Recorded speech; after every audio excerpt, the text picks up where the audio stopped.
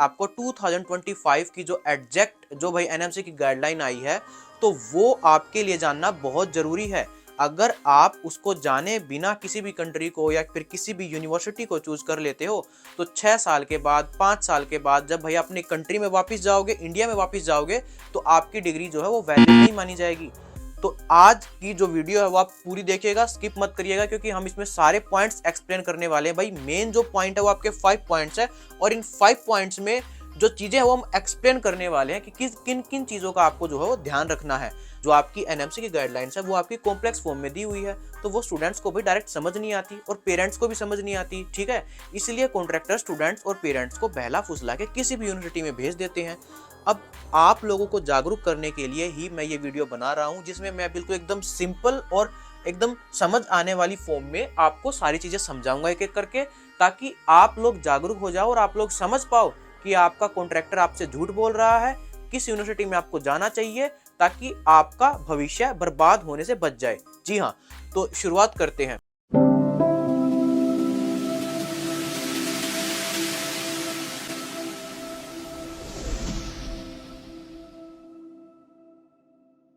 भाई 2021 में बहुत सारी गाइडलाइंस आई थी, ठीक है, पहली बार। और अब हर ईयर क्या करती है जो एनएमसी जो अपनी उन गाइडलाइंस को रिवाइज करती है, भाई कहीं ना कहीं थोड़े थोड़े पॉइंट्स वो उसमें ऐड करती है। अगर मैं आपकी ड्यूरेशन की बात करूं तो भाई आपकी ड्यूरेशन जो वो 54 मंथ्स की होनी चाहिए, ठीक है। 54 मंथ से ज्यादा की हो सकती है, लेकिन 54 मंथ से अगर कम की है तो फिर भाई आपकी जो डिग्री है वो वैलिड नहीं मानी जाएगी। जी हाँ, तो 54 मंथ जो आपके 4.5 ईयर्स तक पड़ जाते हैं, ठीक है। और इसी तरीके से फिलीपींस में हुआ था, जहाँ पे आपकी एमबीबीएस 3.5 ईयर की हुआ करती थी, और 4.5 ईयर का ये रूल फॉलो ना करने की वजह से फिलीपीन की जो डिग्री है वो इनवैलिड हो गई, ठीक है। तो इस पॉइंट से आपको पता चला कि किस कंट्री में आपको नहीं जाना चाहिए, क्योंकि मुझे पिछले साल ही पता चला भाई तमिलनाडु के कोई तो कॉन्ट्रैक्टर थे, वो बच्चों को फिलीपीन भेज रहे थे। तो हमने उनको समझाया स्टूडेंट्स को कि भाई वहां पे तो आपकी डिग्री वैलिड ही नहीं है, तो आप वहां जाके करोगे क्या। तो भाई जब स्टूडेंट आपका एडमिशन लेता है तो भाई उसका क्या है भाई, डिपोर्ट कर दिया जाता है वो। कई बार भाई अगर स्टूडेंट पढ़ाई में अच्छा ना हो, भैया एग्जाम्स में फेल हो जाते हैं, जैसे कि मान लो आपका रशिया, अगर आपका स्टूडेंट जो है भाई अगर स्टूडेंट आपका एग्जाम में फेल हो जाता है, तो भाई आपको वो ईयर दोबारा से रिपीट करना पड़ता है। इसका मतलब जो एमबीबीएस आपकी 6 ईयर्स की होने वाली थी, वो 6 ईयर्स की ना होके 7 साल की एमबीबीएस हो जाएगी आपकी, ठीक है। भाई अगर एक बार और बच्चा फेल हो गया तो 7 साल की ना होके आपकी 8 ईयर्स की एमबीबीएस हो जाएगी। तो यहाँ पे भी भाई एनएमसी ने एक रूल बनाया है। क्या रूल बनाया है कि आपकी जो डिग्री है भाई वो विद इन 10 ईयर्स जो कंप्लीट हो जानी चाहिए। ये नहीं है कि भाई आप बार बार फेल होते जा रहे हो और कोई लिमिटेशन ना हो, तो 10 ईयर्स के विद इन 10 ईयर्स आपको जो अपनी डिग्री कंप्लीट करनी है भाई, आप इससे ज्यादा फेल नहीं हो सकते, ठीक है। तो इस चीज का भाई आपको ध्यान रखना होगा, ओके। अब हम बात करते हैं भाई सेकंड पॉइंट की, ठीक है। सेकंड पॉइंट की अगर मैं बात करूं तो भाई रूल ऑफ ट्रांसफर, ठीक है।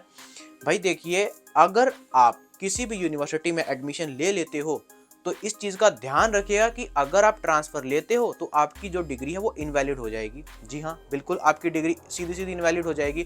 तो ये चीज काफी सारे स्टूडेंट्स के सामने आ रही है। जैसे मान लो बस्किर स्टेट मेडिकल यूनिवर्सिटी के स्टूडेंट्स हो गए, वो जगह जगह ट्रांसफर ले रहे हैं, ठीक है। ऐसा ही भाई कई सारी यूनिवर्सिटीज में होता है, भाई इधर उधर ट्रांसफर लेते हैं स्टूडेंट। तो मैं उनको एक चीज समझाना चाहता हूँ, प्लीज आप ट्रांसफर मत लीजिए। अगर आप ट्रांसफर लोगे तो आपकी डिग्री जो है इनवैलिड हो जाएगी। जी हाँ, और इसके अलावा अगर आप किसी यूनिवर्सिटी में एडमिशन लेते हो तो भैया फर्स्ट ईयर से एडमिशन ले सकते हो, ट्रांसफर नहीं ले सकते। और हाँ, फर्स्ट ईयर में एडमिशन लेते टाइम ये भी देखना है कि उस साल आप नीट में क्लियर होने चाहिए, और अगर उस ईयर अगर आपने नीट क्लियर नहीं किया तो पिछले 3 साल तक नीट जो है वैलिड रहता है। पिछले 3 सालों में अगर आपने कोई भी नीट का एग्जाम दिया होगा तो आप अपनी फर्स्ट ईयर से एमबीबीएस स्टार्ट कर सकते हो। जी हाँ, नीट भी आपका बहुत मैंडेटरी होता है। क्या रहता है कि आपके नीट में जो है क्वालिफाइंग स्कोर होने चाहिए भाई। अगर आपके नीट में क्वालिफाइंग स्कोर नहीं होते हैं, फॉर एग्जांपल अब की बार जो आपके 144 स्कोर है भाई क्वालिफाइंग स्कोर जनरल के लिए, ठीक है, तो अगर इससे कम आपके मार्क्स आते हैं तो भाई आपकी जो डिग्री है वो इनवैलिड हो जाती है, अगर आपके 144 से कम होते हैं।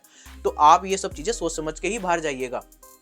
इसके अलावा हम बात करते हैं भाई आपकी क्लिनिकल ट्रेनिंग की। 12 मंथ्स की है, अलग से भैया आपकी क्लिनिकल रोटेशन होनी चाहिए।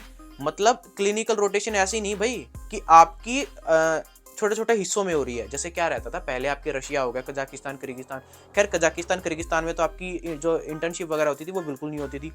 रशिया जैसी कंट्रीज में आपके भाई छोटे छोटे हिस्सों में, टुकड़ों में होती थी, ठीक है। अब एनएमसी ने रूल बना दिया कि भाई 12 मंथ्स की हमें इकट्ठी इंटर्नशिप चाहिए, पहली चीज। और दूसरी चीज, जो वो इंटर्नशिप हो रही है वो उसी कंट्री से होनी चाहिए। ये भी नहीं कि भाई आप किसी और कंट्री में जा रहे हो। पहले क्या होता था, यूरोप में बहुत सारी कंट्रीज ऐसी होती थी जो भाई जगह जगह इंटर्नशिप करने का मौका देती थी कि भाई आप उस कंट्री में जाकर इंटर्नशिप कर सकते हो, आप उस कंट्री में जाकर इंटर्नशिप कर सकते हो। तो आपको सेम यूनिवर्सिटी से अपनी इंटर्नशिप कंप्लीट करनी है, ठीक है। तो ये इन सब बातों का आपको ध्यान रखना है यहाँ पे। अब हम बात करते हैं लैंग्वेज की। जी हाँ, लैंग्वेज की अगर मैं बात करूँ तो भाई आपकी जो डिग्री है वो, उसका जो मीडियम ऑफ इंस्ट्रक्शन है वो आपका इंग्लिश लैंग्वेज होना चाहिए। क्योंकि अगर मान लो आप किसी दूसरी लैंग्वेज में अपनी पढ़ाई करते हो तो भाई आपकी जो डिग्री है वो इनवैलिड हो जाएगी। तो आपको इंग्लिश में ही अपनी पढ़ाई कंप्लीट करनी है। आपका एनएमसी ने क्या नया रूल बनाया है कि भाई अगर आप किसी भी कंट्री में जा रहे हो तो आपको उस कंट्री का उसकी लैंग्वेज में लाइसेंस एग्जाम भी क्लियर करना है। तो ये एक और पॉइंट आपका जो है ऐड कर दिया गया है इसमें, ठीक है। तो इसका क्या मतलब है कि भाई जैसे मान लो आपको यहाँ पे भी जागरूक होने की जरूरत है। बहुत सारे कॉन्ट्रैक्टर क्या करते हैं भाई, स्टूडेंट्स को बहलाते फुसलाते और तरह तरह की कंट्रीज का नाम लेते हैं। जैसे भाई उज्बेकिस्तान बोल दिया या फिर कोई और कंट्री बोल दी कि वहाँ पे आपके इंग्लिश में जो है वो होगा, आपका जो लाइसेंस एग्जाम होगा, ठीक है ना। इस तरीके की चीज़ें जो है स्टूडेंट्स को बोली जाती है।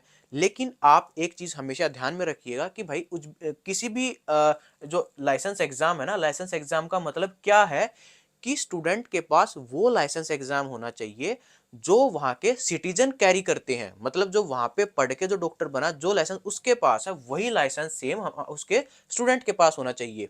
तो आप खुद बताइए, जब उज्बेकिस्तान में उज्बेक लैंग्वेज है तो भाई वहां पे इंग्लिश में एग्जाम अगर करवाएंगे तो भाई एक भी स्टूडेंट पास नहीं होगा। क्यों? क्योंकि आपके रशिया में खुद इतने सारे उज्बेकिस्तानी स्टूडेंट्स आते हैं, वो यहाँ के खुद रशियन लैंग्वेज में पढ़ते हैं।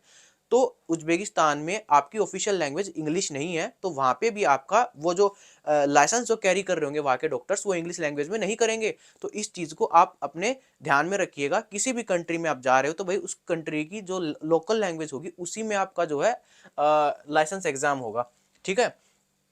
तो अब आप अगर किसी भी यूनिवर्सिटी में एडमिशन ले रहे हो, किसी भी कंट्री में एडमिशन ले रहे हो, तो आपको इन सब पॉइंट्स का ध्यान रखना है। और जो यूनिवर्सिटी इन सब पॉइंट्स को फॉलो कर रही होगी उसी यूनिवर्सिटी में आपको एडमिशन लेना है, ठीक है। इसके अलावा एक और एक्स्ट्रा पॉइंट क्या है भाई, आपको जो है गवर्नमेंट यूनिवर्सिटी में एडमिशन लेना है। अगर आप प्राइवेट यूनिवर्सिटी में एडमिशन लेते हो तो भी आपकी डिग्री इनवैलिड हो जाएगी। हाँ, प्राइवेट में ले सकते हो लेकिन इंडिया में।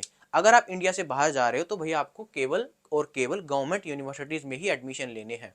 देखिए, मैंने आपको सारी गाइडलाइंस जो वो एक्सप्लेन कर दी, लेकिन फिर भी अगर आपको कुछ समझ नहीं आ रहा हो तो आप इस नंबर पे व्हाट्सएप पे मैसेज करके हमसे जान सकते हो कि भाई ये यूनिवर्सिटी आपकी भाई वैलिड है या नहीं वैलिड है, भाई ये कंट्री वैलिड रहेगी या वैलिड नहीं रहेगी। तो आप वो हमसे जान सकते हो।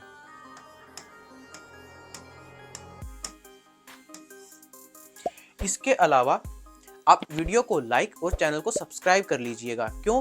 क्योंकि भाई हम यहाँ पे सारी एमबीबीएस अब्रॉड के रिगार्डिंग, स्टडी अब्रॉड के रिगार्डिंग जो है इन्फॉर्मेशन डालते रहते हैं। भाई यूनिवर्सिटीज़ का ओवरव्यू भी डालते हैं, जिसकी वजह से आप बखूबी जान पाओगे कि भाई कौन सी यूनिवर्सिटी आपको सिलेक्ट करनी चाहिए और कौन सी यूनिवर्सिटी आपको सिलेक्ट नहीं करनी चाहिए। आज की वीडियो में बस इतना ही, मिलते हैं एक और नई वीडियो के साथ।